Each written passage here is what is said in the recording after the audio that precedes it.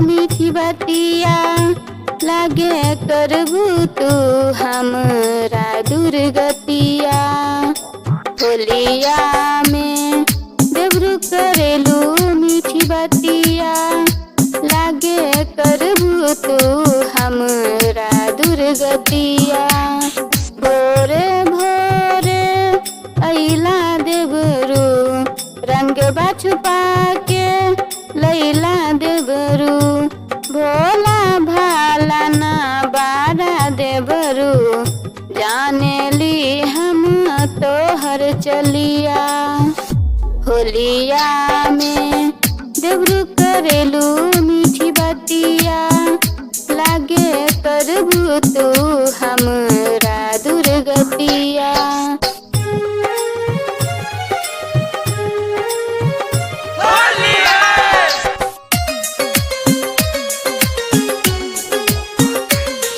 तोरा साथे भौजी खेलब होलिया, रंग डाल के तोहर भिजा देब सरिया। तोरा साथे भौजी खेलब होलिया, रंग डाल के तोहर भिजा देब सरिया। तोहके नाही छोड़ब भौजी, तोहके रंगवा डालब भौजी। कोनो को ना छोड़ब भौजी, रंग देहब तोहर पूरा देहिया।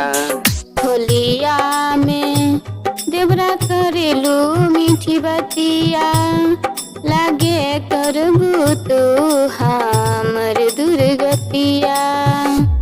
तोरा साथे भौजी खेलब होलिया, रंग डाल के तोहर भिजा देब सरिया।